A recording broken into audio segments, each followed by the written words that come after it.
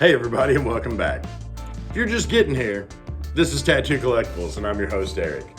So this week on the show, we've got some things in the mail that I think you're really gonna dig. We've got a new machine in the mail this week, so we're gonna be checking that out. And we got some other stuff, some historical stuff, and we'll show you that too. So stick around. If you've made it through these videos and you're loving these videos, because some of you definitely are, please hit the like and subscribe button down below.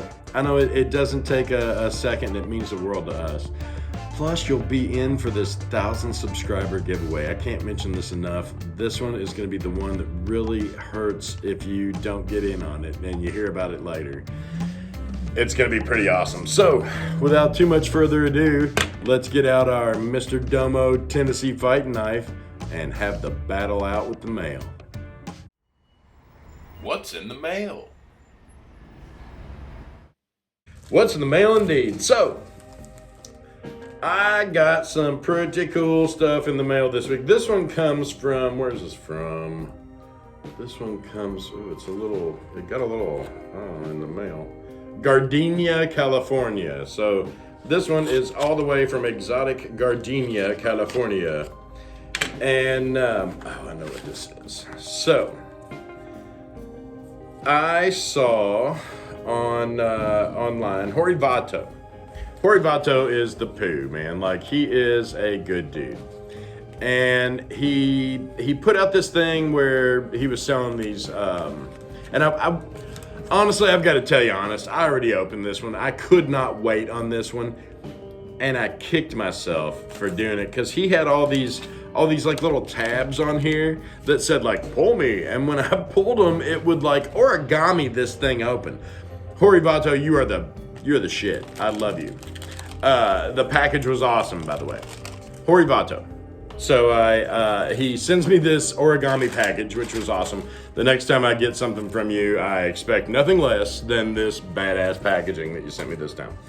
So horivato.com is where you can find a bunch of this. He is on Instagram at Horivato. That is the card there. There's his information down below. I'll get you a better picture of that one. He had these, he said, I will, you buy these and I'll send you some other cards. Look at that. There's 2 Horivato cards in there too, ladies and gentlemen. So somebody else might get one of them. He said that he had these for sale for $40. Now this is the Lyle Tuttle with Chadwick folding cards. It folds in the back, you know, to make the image inside cover, and then it has a front and back to the card. This one is from San Francisco and Hollywood. So he had 2 shops at that point, one in each place. And man, this is just a beautiful picture of him and Chadwick too. Chadwick had a tattoo on his inner thigh, and it matched Tuttle's first tattoo, which I thought was cool. So Horivato said, you order these and we will send you some cards for free. I'm a sucker for a deal. Who isn't? So when these cards showed up, it kind of tripped me out. One of the cards is from Jack Massey. Now, I haven't heard of Jack. He's from New Orleans on Decatur Street. Or he was. I'm not sure if he's there anymore. Because these cards are all like older cards. This one is from Fresno Tattoo. And it's a Lyle Tuttle and Associates card. I had never seen one of these cards. He sent me that one for nothing. I am thrilled on this. And it's a care card on the back. So usually if they're fakes, usually there's nothing on the backs. Sometimes they just didn't put things on the backs. Tuttle normally did. Like, I've seen a bunch of Tuttle cards, and like there's a few without stuff on the back, but 9 times out of 10 he had something on the reverse. Not that I have any reason to suspect any of these are fake cards, because the smell is the teller, even on this one. I can smell San Francisco on this. This is a American Tattoo by Davy Jones since 1948. This is an Oakland, California card. Now, I've got one of these already too, but that is an awesome card. Davy used to work with Lyle. And so Horivato knows I'm a huge Lyle Tuttle fanatic. So he sent me some extras with that. I could not be happier with this purchase. And $40 I thought was incredible, because like the Davy Jones, the other one that I've got, I paid $20 just for it. I'd have paid 20 for the Fresno tattoo card. And then the Lyle Tuttle card's going for 125 all day long. I don't care where you're getting them. So what a great deal on those. I will get you some really great pictures of those here in a few. I couldn't be happier with that. I'm gonna set them right over there, and we're gonna get to this package here. I've been dying to open this and I haven't. It is from Maricopa, Arizona. The other thing from Maricopa, Arizona is the only other thing I know from Maricopa is the mini car guy. And we'll pop you up some information to him below on a ticker, I'm sure. Ooh, Easter Bunny must be outside. All right, so I love it when people like build their own boxes. So this is a Duralast something or another that was in here, and he was like, you know, that's cardboard. I am going to build a box out of it. You Arizonianites. If I ever get this open, I will show you what is inside of it. There we go. So, don't worry about the cards over there. Ooh-wee, there's a run on tissue paper. But it looks like it got here perfectly nice. So, this is another Puma. It's a Spalding & Rogers Puma. Although, it doesn't feel like a Puma. This one is awfully heavy. But it might be that it's just he said it was an older flat side, which it is. It's a flat side. It just feels so heavy. They must have just made them better back then, man, because this one, it almost feels like the fake one, you know, because they were super heavy. I'll compare it. I've got several of these, so I can compare it to the other one. This one has definitely been well loved over the years. It's got a little pitting on it, a little rust here and there. The plastic side screw tells me that a little bit about its age, that it's not actually that old. Like they put some old stuff on here for sure. But like that middle, that's a more modern. This is more modern. So maybe they got it. It was missing pieces and they put it back together. Because like it's flat, you know, flat hardware on the front. There's flat hardware on the back, except for the spring shelf. They may have gotten this and not had a armature bar and replaced it or what have you. That's not a big deal to me. Now I can tell from the saddle that this is a sand cast. So this was a sand casted Puma. I'm gonna look up, I might call Tommy Spalding and find out when they stopped sand casting these. It's a sand cast Puma. It is kind of beautiful. There you go. All the way from Maricopa, Arizona. And we're gonna, in an upcoming Machine Heads, you'll get to hear how that runs. I'll get to hear how it runs here in a minute. All right, on with the show. Now this one showed up a little dogged. But it actually kind of goes with the next one, so that's why we're putting these together. Now this one came from Van Nuys Boulevard, Panorama City, California. I wonder if they just, I have no idea why they call it Panorama City. But anyway, I digress. Let's just toss that one right back there. This is a package I still haven't got open, apparently. This is a picture of one of my favorite ladies in this industry, or that was in this industry, Elizabeth Wienzirl, and this is a beautiful T958 Coble. There she stands, and that, I believe, let me see the curtains. That's a party room photo if I've ever seen one. So, the Wienzirls had this downstairs area in their home called the party room, and where a lot of Coble photos were taken. Now, Elizabeth's famous for a bunch of stuff. She was the first female to ever take a road trip by herself with her mother and her sister. But the first female road trip cross country in a car was taken by this lady here. I did a whole episode on her not too long ago. She's fantastic. Bert Grimm did a bunch of her tattooing. I'm not sure if he did all of it, but he did a ton of it. And this picture's actually before she had her iconic arm piece with the swallows on it. So this one's kind of early. Could not be happier with this. And like I said, it goes with the second thing here. Now, I haven't opened this yet. This is from our friends at the Tattoo Archive and the Book Mistress. Now, if you all haven't heard of the tattoo, and I'm not getting paid to say any of this, okay? This is an unsolicited, unsolicited praise, let's say. Always gotta check the package. So, I said thank you for your order, CWE. The CWE that this is referring to is Chuck Eldridge. And he always, I'm gonna open this because he always puts little thank you notes on, oh yeah, that's awesome, on little postcards. So that one's an awesome, this is Alice and Ralph Ashwell, Harrisburg, Pennsylvania, circa 1940s. And it's the reprints, but as far as thank you notes, I can't think of a better way to say thank you than giving me a little bit of history through the mail.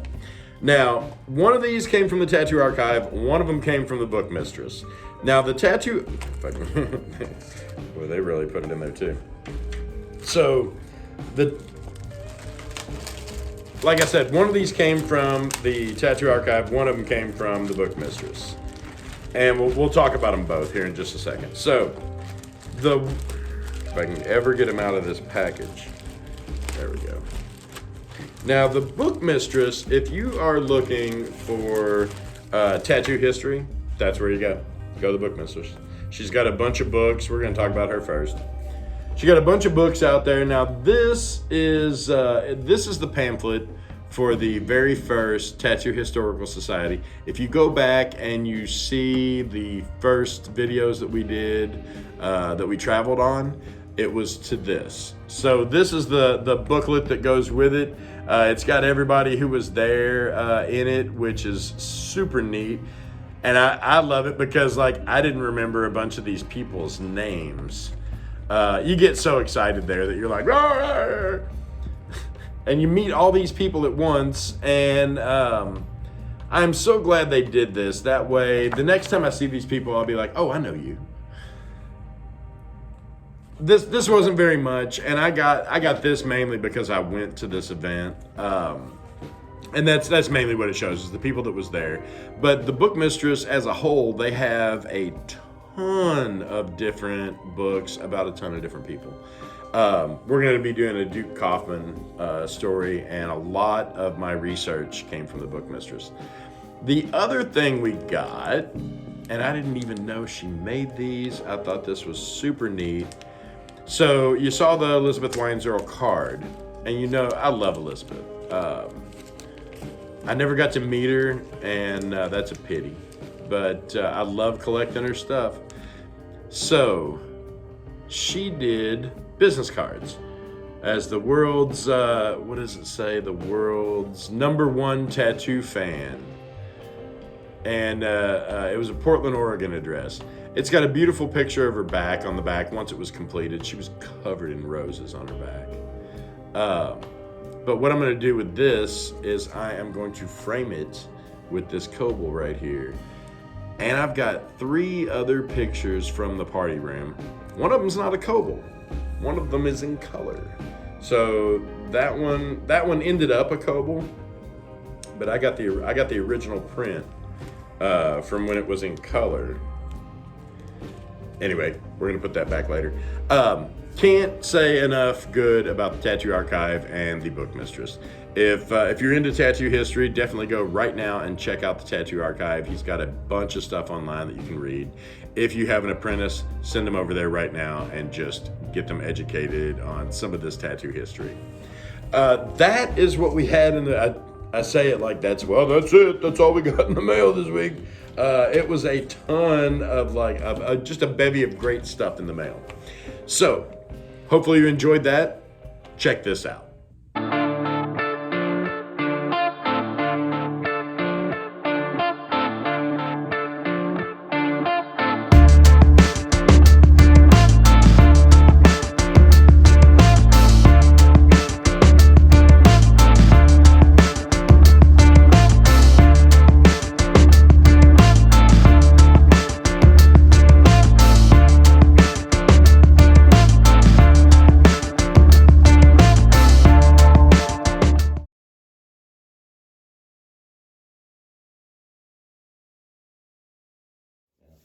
I'm Rich T. from Bickney Tattoo Supply in the Ohio Tattoo Museum.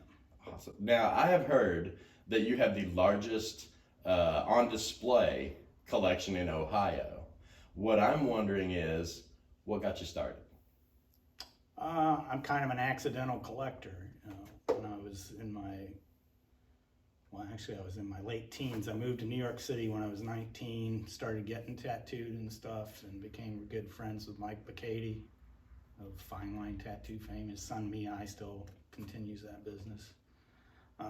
And he would give me, I have some Spalding and Rogers flash sheets he gave me back then just because I thought they were cool, Right. So I often say I'm an accidental collector because I started collecting stuff in the 80s just because I thought it was cool. I had no intention of having this kind of collection. Right. Let's go skip forward a number of years. Once I started tattooing, of course, my interest in it went tenfold or whatever. Had opportunities. I've got a stony sheet that I purchased from somebody. There's kind of a funny story that goes with that. There was a show in Columbus not long after Stoney's death at the Ohio Gallery, and they had on display a number of Stoney sheets, and it was $300 for 2 sheets. And I'm right out of high school, punk rock kid or whatever, and $300 is a lot of money when you're sweating the rent. So Oh yeah. skip forward years and years later, chance meeting, and that comes up, that show, and Stoney comes up in the conversation.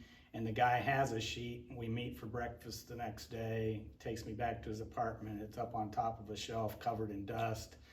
And I have the conversation with it. That should be treated better than that. I'd like to buy that if you'd sell it. So that became one of my first collectible pieces, is that Stoney sheet that's still in my collection. And one of your first big. Yeah. I paid, not huge money by today's standards, but a chunk. Oh yeah. For today that time. you'd have to mortgage your house to get a. Well, today it'd be 3 times what I paid. Oh for yeah, it, probably. at least. Yeah. So, but at that time, I would say it was a fair price. So. Oh, definitely. Yeah. Well, I'm sure you didn't get it for the 300 that it was originally. No, that was 2 sheets for $300. So now I have heard through the grapevine, and the grapevine being Nate Harmon, that you have the largest Al Shifley collection of anybody. I don't know if that's true.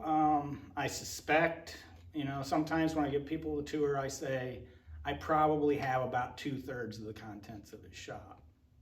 So, and I don't want to, there was a guy I was buying that stuff from kind of piecemeal, for whatever reason. He would call me when he needed money, and this was late 90s, so before everybody was on the internet, eBay was new, to most people and stuff like that. And so every few months I'd go and I'd buy a few pieces from him. And anyway, and then they put one machine that I had seen but hadn't been able to identify. I suspect now that it was what some people referred to as a Waters no name that he would sell to other suppliers that they could sell as their own. So I believe this machine was, I believe it was sold by E.J. Miller. And at a sidebar, that machine went to Wisconsin, then to the UK, then back over here, and then got traded to me. So eventually I ended up with that machine. So they put that machine on eBay, and then, so my honey hole was gone, and You know, so there was another guy that bought a whole bunch of that stuff, and the guy that was selling the stuff there was stuff that I bought fair and square that I was supposed to have all of it, and then it turned out years later I didn't have all of it, and vice versa. The other guy that bought a whole bunch of he flew in from quite a ways away, bought all the machines and a bunch of other stuff. Then he bought stuff that he was supposed to have gotten all of, and I ended up with some of it. Both of us bought what we thought we were buying fair and square. Right, but thinking that you're getting an entire collection, you're getting... Well, it was like, I was supposed to have gotten all the photographs, for example, and then the other fella, he ended up with some of the photographs. So no harm, no foul here. Sure. It was the guy selling it that was playing the game, not he or I that was buying. Now, was it a relative of Shifley, or was it just somebody who had worked for him or something? No. Dale Shifley, Al's son, who tattooed until 2000 and then retired and hung on to this stuff for about a year. He ran an ad in the paper, and that guy bought it all, the whole contents of the whole shop. So, and later I became friends with Dale, you know. Yeah, almost anytime we met, he goes, "Oh, had I known."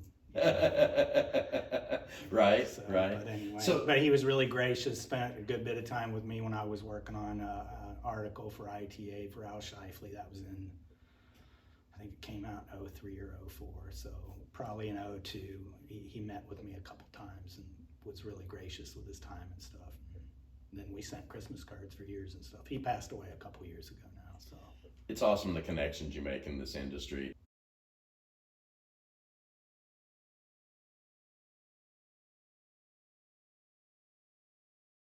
All right, people, that's what we had for you this week. Hopefully you had something in there you didn't know about or had never heard of.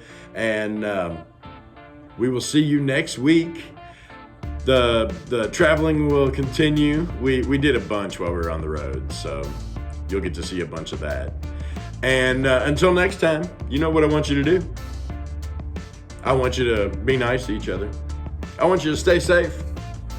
And I want you to keep on collecting. Thanks for watching, and please hit the subscribe button down below and check out these videos. We worked real hard on these too, and I think if you enjoyed this one, you'll enjoy those too.